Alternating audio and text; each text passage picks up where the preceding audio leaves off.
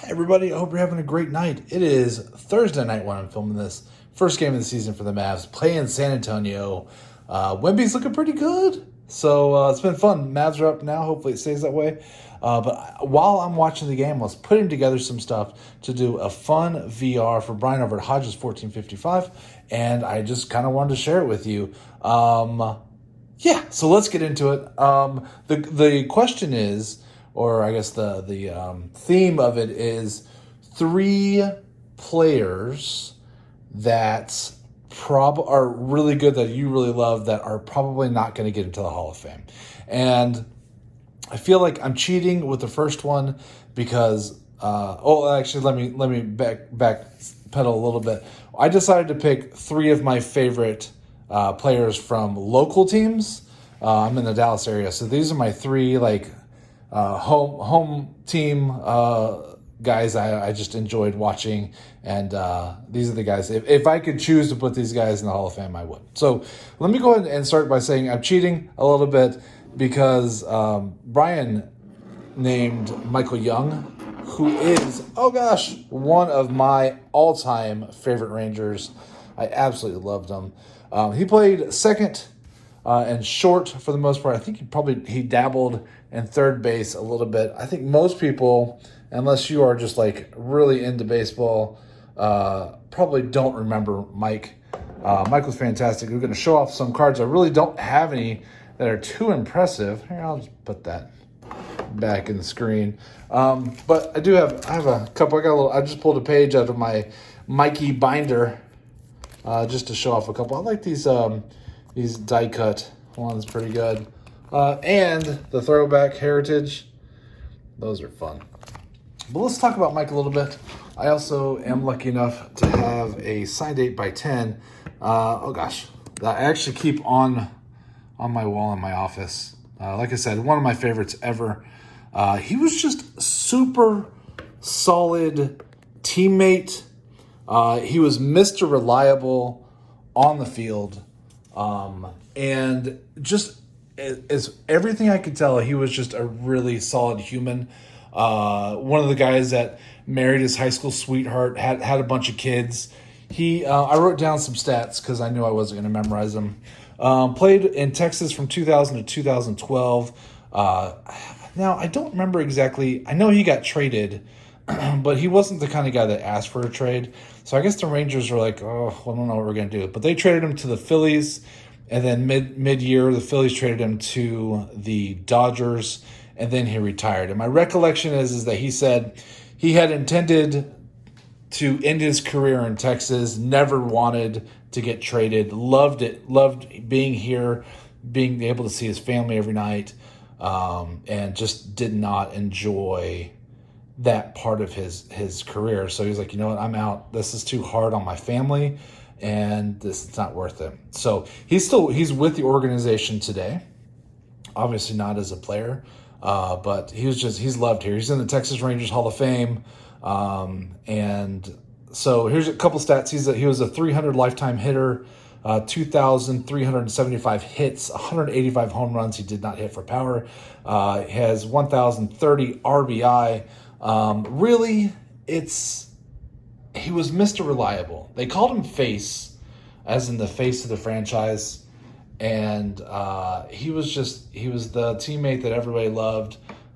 He was just a great guy. So, I mean, I commented, and I've probably said it before, that I actually, in my office, back when I went to an office and didn't work from home, I had a piece of paper on my wall, and on top of it, it would say something like Mikey's hits or something like that. And every day I would come in, I would check the stat line, and I would put little tallies for all of his hits, because in my mind, Michael Young was going to get at least 200 hits every year. And if you had the game on the line and a runner on second, Mike was a good one to have in the batter's box, because he was always slapping singles. So just great guy. When he was playing, was it second or short? And when they got A-Rod, they moved him over. He just was he was selfless. It was team first, And he was one of my all-time favorite Rangers. But he'll never get into the Hall of Fame. Doesn't have the numbers for it. Doesn't have the years under his belt. But I think he's wonderful. Second, so done with the Rangers. Let's go ahead and go with the Cowboys. Everybody's favorite football team. America's team.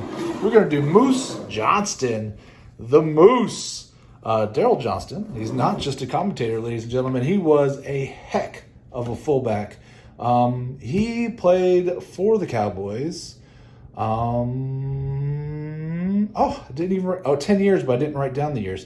3 Super Bowls, of course, he was on that Super Bowl run. 2 Pro Bowls. So he'll never get to the Hall of Fame. I think few fullbacks do. But what I will tell you is, although his stats don't show anything too impressive, there is no Emmitt Smith rushing record without this guy. This guy was creating holes left and right. He was a beast, and although he looks tiny today, he was a monster back then.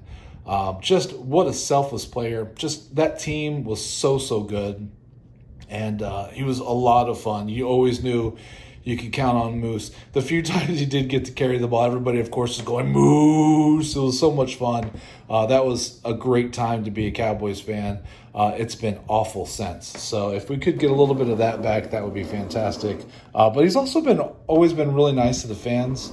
So I will give him a lot of credit. That Cowboys team, man, they were good.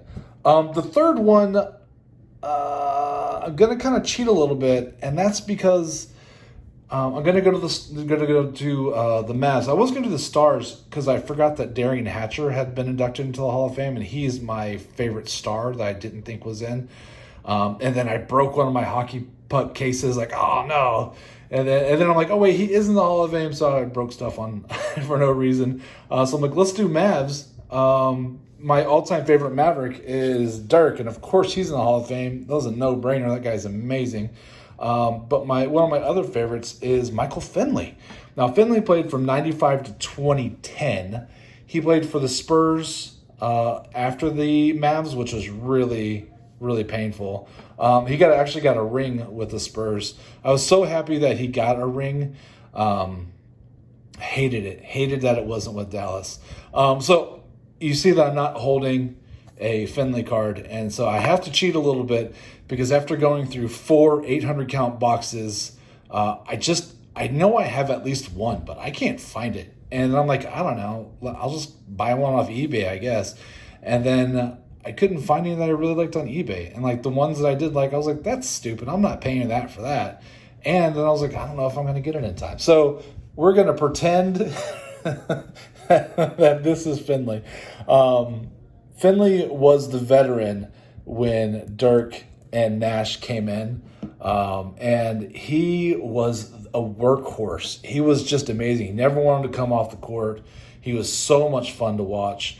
Only got two All-Star games, like 17,000 some odd points, about 4,800 rebounds, over 3,000 assists. But he was eating up minutes, leading the team. I think he deserves a lot of credit for helping Dirk and Steve Nash kind of get acclimated to the game. As they were really coming into his own, he was declining because he was just getting older and has a lot of wear and tear on his body. But another fan favorite, super fun to watch, always seemed like a nice guy, even though he went to the dreaded San Antonio Spurs. But you do what you got to do, right? But super, super fun. So sorry, sorry I don't have a cool card to show you, but I do have a cool Dirk. So plus I like that green jersey swatch quite a bit. That's it. That's my 3 that I love so much. And I hope you enjoyed it. Go by and say hey to Hodges. Congratulate him on another awesome sub goal. It's pretty fantastic. I hope you all enjoy the beginning of basketball season, the ending of baseball, and kind of the halfway mark in football. And of course, hockey just started too. October is a great month for sports. Yay, sports. All right, everybody. Talk to you later. Bye. Mikey! You're a nerd. Come again? You are a nerd. Okay, you better take that back, nerd. Can't put the truth back in the box.